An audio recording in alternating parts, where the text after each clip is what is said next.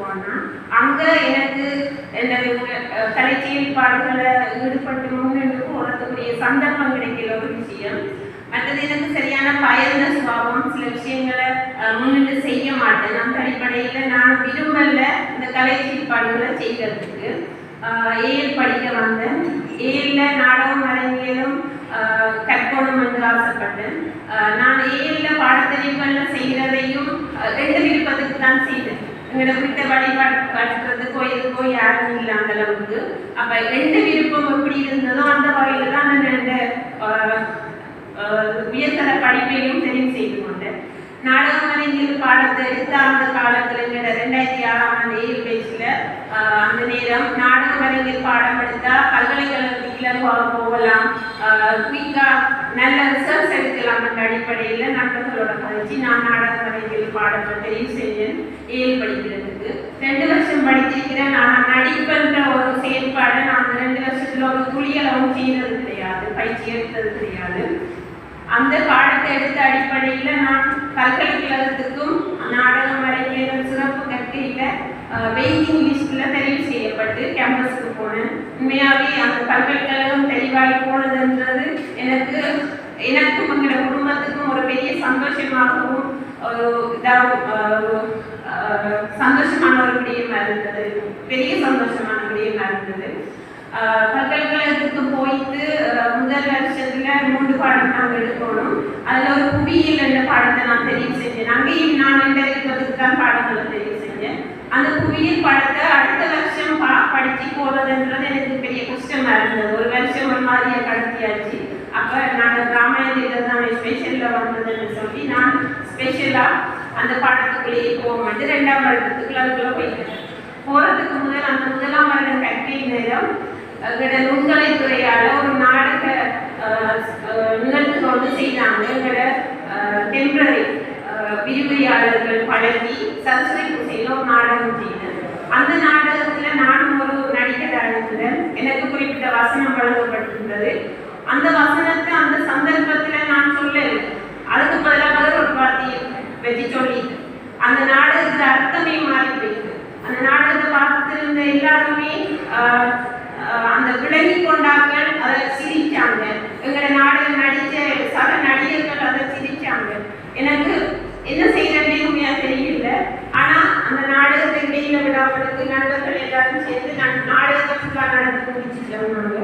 அதுக்கு பிறகு நான் கேம்பஸில் வெளியாகி இப்போ வரைக்கும் சில நண்பர்களை கண்ட அந்த சம்பவத்தை எனக்கு நண்பர்கள் அடித்து சொல்கிற ஒரு அனுபவத்தை நான் இப்போ வரைக்கும் அதை அனுபவிச்சு கொண்டிருக்கிறேன்.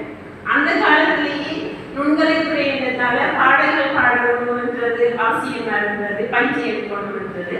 அப்படி பாடல் பயிற்சிகள் எடுத்துக்கொண்டிருக்கும் போது ஒரு நாள் எனக்கு உண்மையாக பாட வராது, நல்லா பாட வராது. அப்போ சேர்ந்து பாடுறதா அளவுக்கு பாடி போவேன். ஹம்மிங், அந்த பாட்டில் வர ஹம்மிங் ஒன்று செய்யணும். எனக்கு உண்மையாக வரவே வராது, தனியே செய்ய சொல்லித்தாங்க. நீங்கள் என்ன செய்யற சொல்லித்தாங்கன்னு சொல்லிவிட்டு நான் பாடினேன்.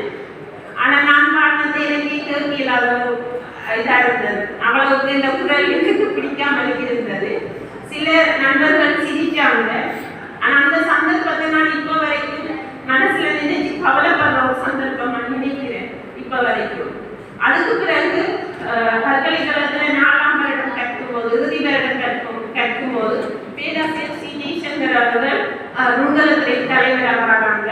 அவ்வளோ காலமும் நாங்கள் கூத்தன்றத்தை அந்த நாடுகள் கிடைக்கப்பட்ட எங்களோட தற்காலிக விரிவுரையாளர்களாலையும் விரிவுரையாளர்களால் பழக்கப்பட்டிருந்த நாங்கள் கூத்தன்ற ஒரு விஷயத்தை அந்த 4ஆவது வருடத்தில் ஊருக்குள்ள போய் கூத்து பழகுறோம்.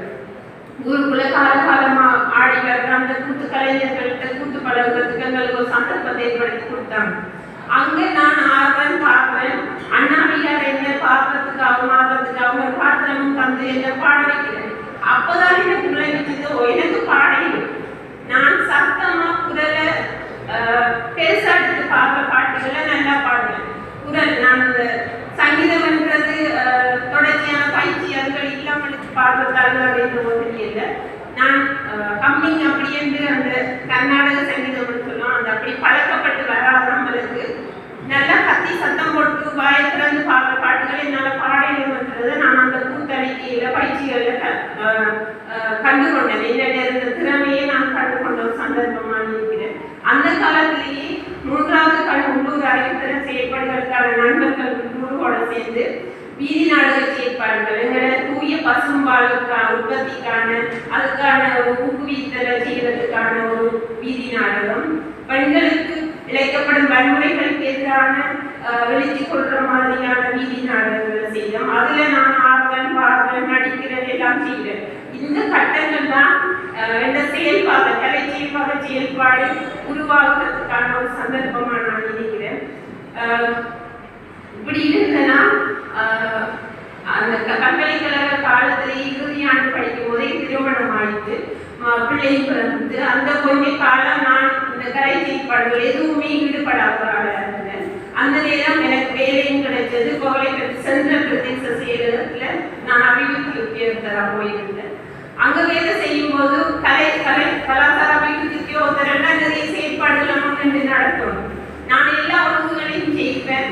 ஆனா முன்னுக்கு நின்று அதை ஒழுங்குபடுத்தி தொகுத்து வளர்க்கிறதுன்றது எனக்கு சரியான விஷயமா இருந்தது. என்னையே நான் தாழ்த்தி கொண்ட நிலைமையா நான் அந்த இடங்கள்ல ஃபீல் பண்ணேன். எல்லாம் செய்வேன், எல்லா ஒழுங்குபடுத்தலும் செய்வேன். நான் முன்னுக்கு நின்று அதை ஒழுங்குபடுத்த மாட்டேன். அப்படி இருந்து அந்த 6 வருஷமும் நிறைய நிகழ்வுகளை நான் அங்க நடத்தி இருக்கிறேன். அப்படி இருந்த காலத்துல நான் ஒரு நாள் முகநூல் பக்கத்துல பார்க்கிறேன். பல்கலைக்கழக மாணவி ஒரு ஆள், என்னோட படிச்ச ஒரு மாணவி, அவ பறையடிக்கிற நிகழ்வு ஒன்று செய்தார் கல்லடி பீச்சில். அந்த நிகழ்வை பார்க்கிறேன். அந்த பார்த்த உடனே எனக்கு ஒரு ஆசை வருது. நான் ஏற்கனவே இப்படியா நிகழ்வுகள் செய்த நான் தானே, ஏன் இப்ப நான் அதை விட்டு தெரிக்கிறேன், எனக்கு செய்யணும், நான் திரும்ப செய்யணும் என்று என் நண்பர் ஒரு ஆளுக்கு கேட்கிறேன். இப்படி நீங்க 3வது காலம் செயற்பாடுகள்ல இந்த கூத்துகள் செய்யும் போதே நீங்க கூப்பிடுங்க, நானும் செய்வேன் சொல்லி அவர் 100 கோடி மக்களின் எழுச்சி என்று சொல்லி பிப்ரவரி 14ஆம் தேதி ஒவ்வொரு வருஷமும் செய்தது. காதலர் தினத்திலிருந்து பெண்களுக்கும் மற்றவங்களுக்கும் இயற்கைக்கும் வன்முறை செய்யாத வாழ்த்தலுக்காக ஆடி பாடி கொண்டாடி எழுச்சி கொள்வோம் என்ற நிகழ்வு தான்.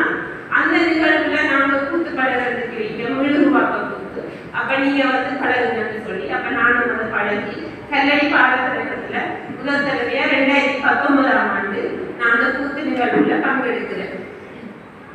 இப்படியே இந்த கூத்து நிகழ்வுல பங்கெடுக்கிறதுல இருந்து இப்ப வரைக்கும் இந்த 100 கோடி மக்களின் எழுச்சி நிகழ்வுல தொடர்ச்சியாக பங்கெடுத்து வர நான் இருக்கிறேன்.